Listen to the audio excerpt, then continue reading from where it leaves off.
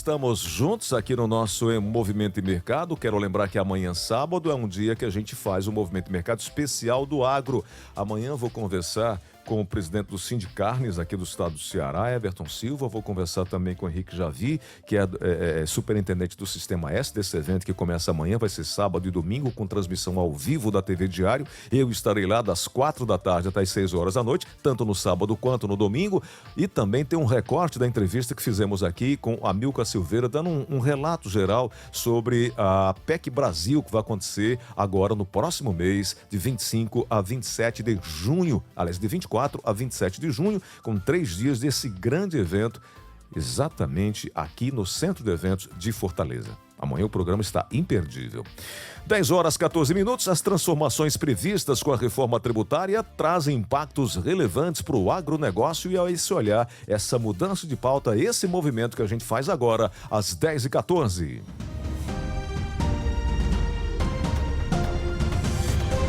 Seu Direito.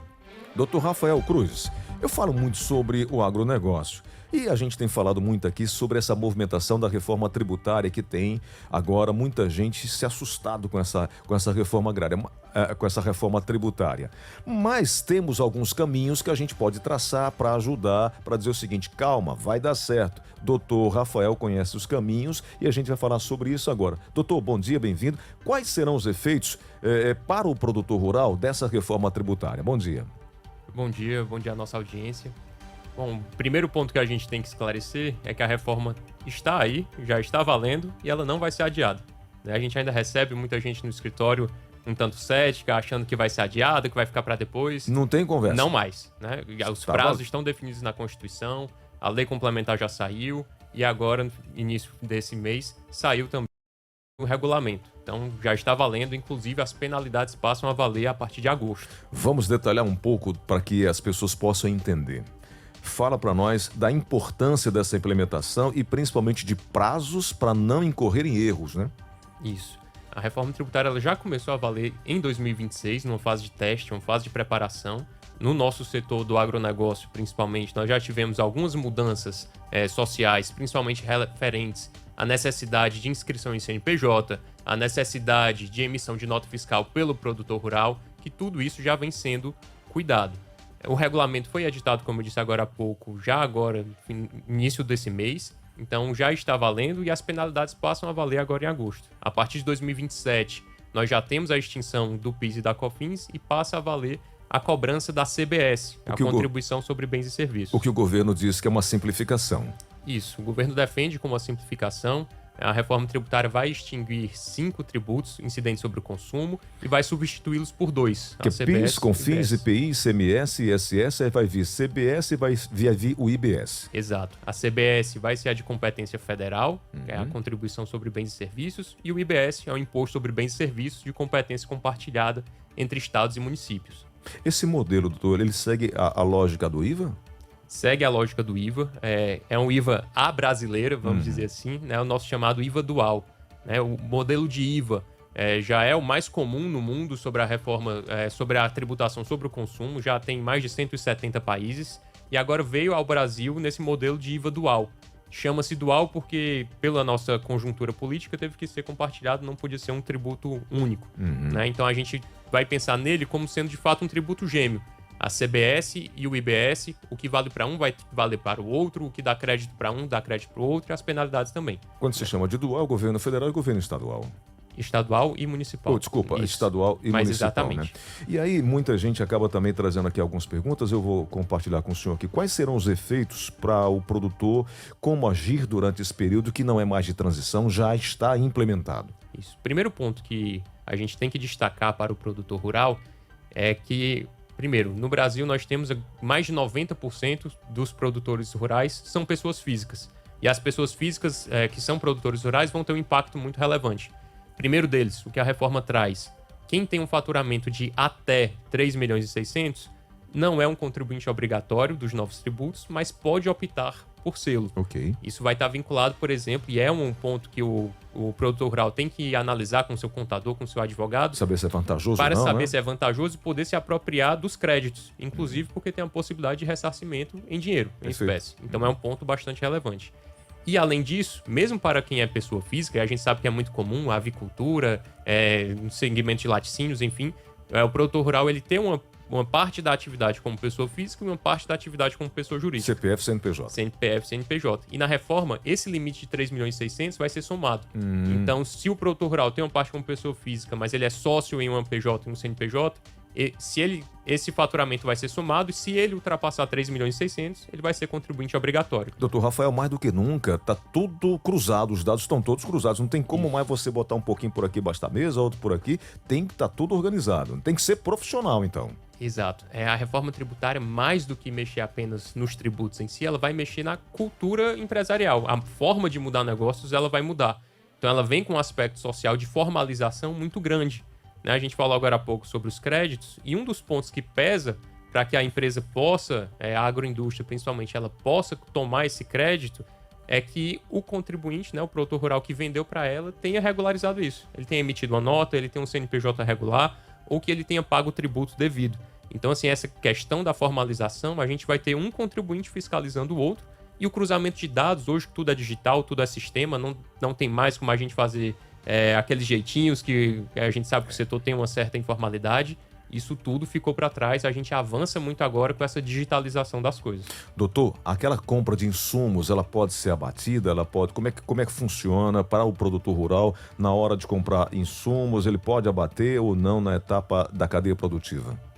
Isso tudo vai depender se ele é contribuinte ou não. Até por isso que a necessidade e a importância de ser feita aquela análise. Entendi. Se ele vai ser contribuinte ou não. Mas o que a gente já pode dizer independente disso?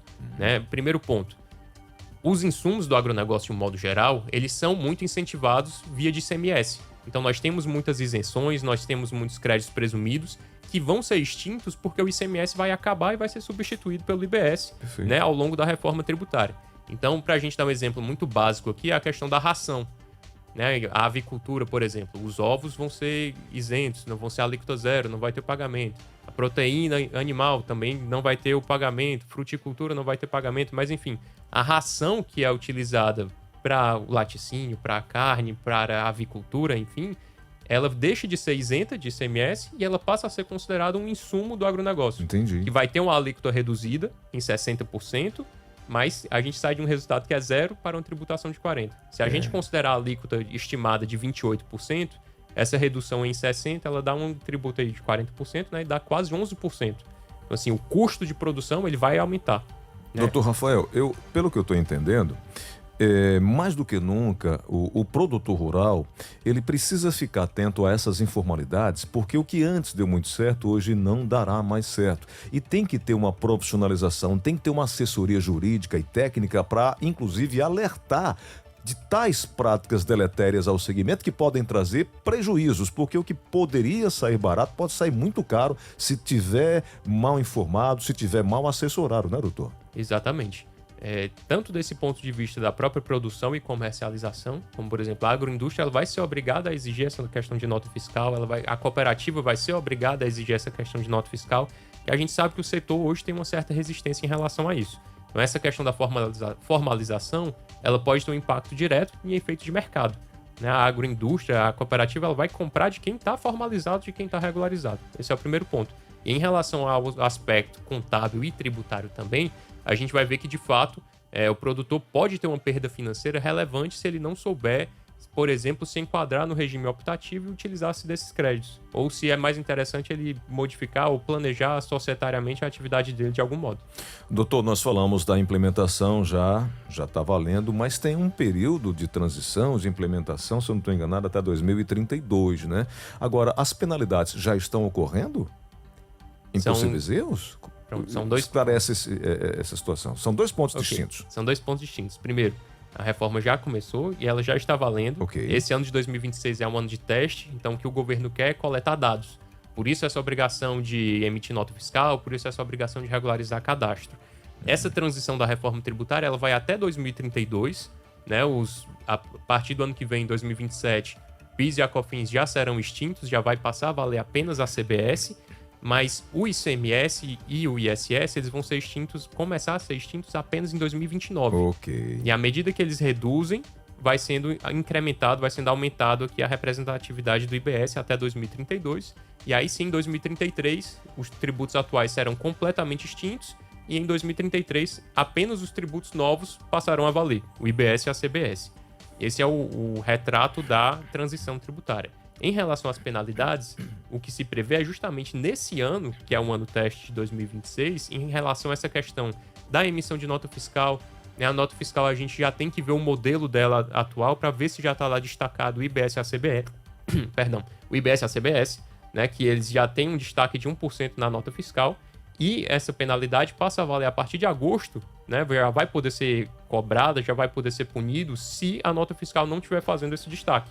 Então a gente precisa cobrar, inclusive, dos municípios, né, e dos estados a adequação ao modelo de nota fiscal ao padrão nacional.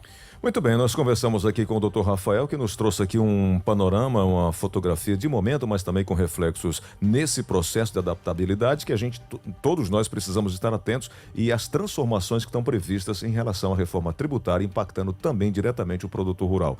Dr. Rafael, quem quiser saber mais, conhecer mais esse processo, enfim, uma consultoria sua, um atendimento seu, como é que te localiza, hein? Como é que fala contigo, tua equipe? Pronto.